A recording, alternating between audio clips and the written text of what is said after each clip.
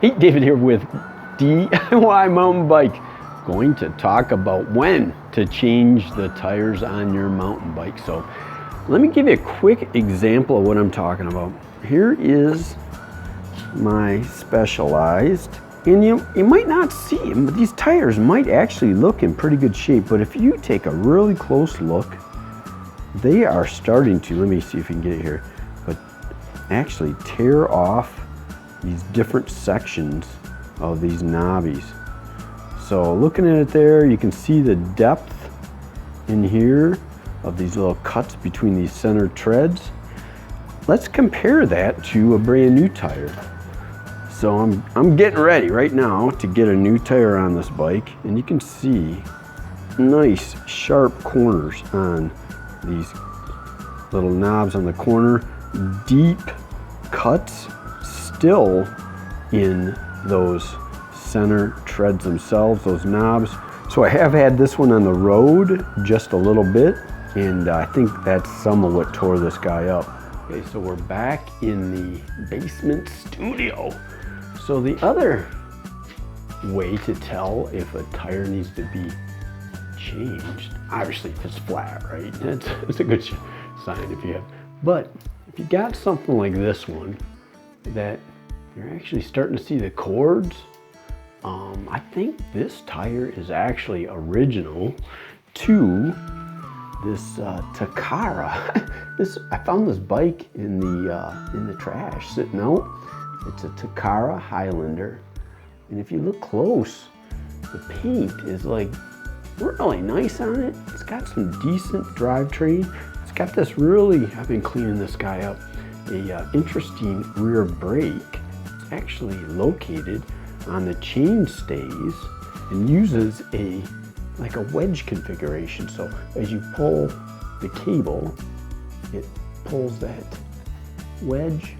Super powerful. I have not ridden it yet because I've got this tire that's in bad shape. So we're going to get over onto the bench.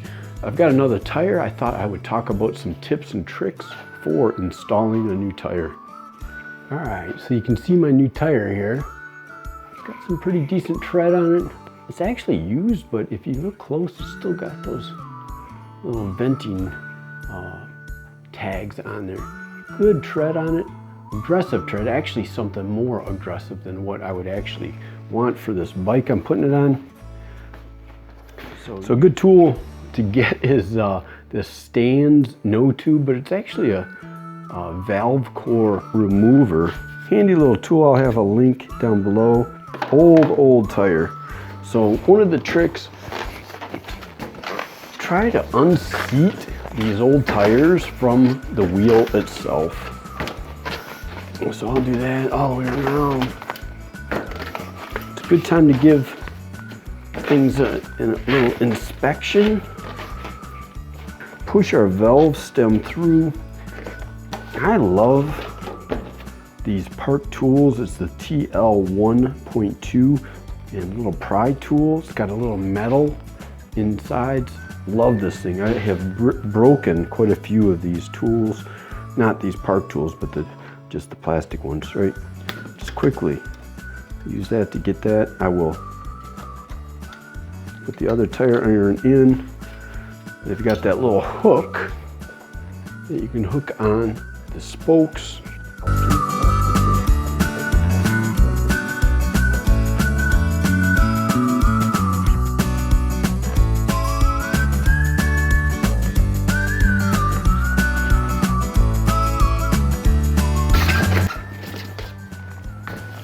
All right, so this guy is going out in the trash. I don't know if you can see that. The tube actually was installed with kinks in it. I am going to show you some tips for not doing that, okay? All right, so here's one of those little tips I wanted to point out. A little bit of talcum powder. You put it in your wheel. It will provide a nice dry lubricant. Now, how much air? I like to put in enough to just get some shape to the tube. I mean, one, but that will help make sure I don't get any pinches on there. All right, at this point, a little bit of talcum powder on the hand. I'm sorry to break in just for a second, but I keep forgetting to say subscribe. So I gotta come down, set up the lights and all that good stuff and say, please subscribe. Trying to let it move and shift around inside there. Half the tire is on. I got my powder on there. We orient to our hole, our tube hole. It's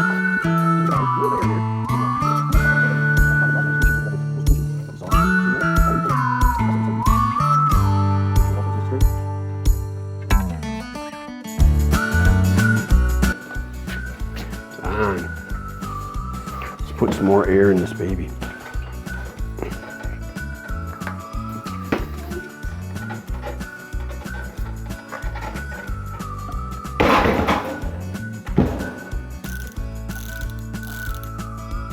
All right, so we got our tire on, our tube in, all swapped out. We'll put our valve cover on.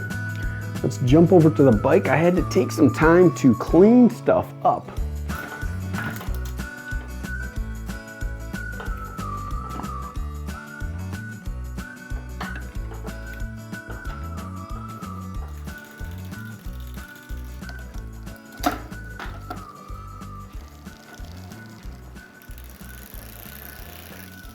So we're done. Tires on the bike.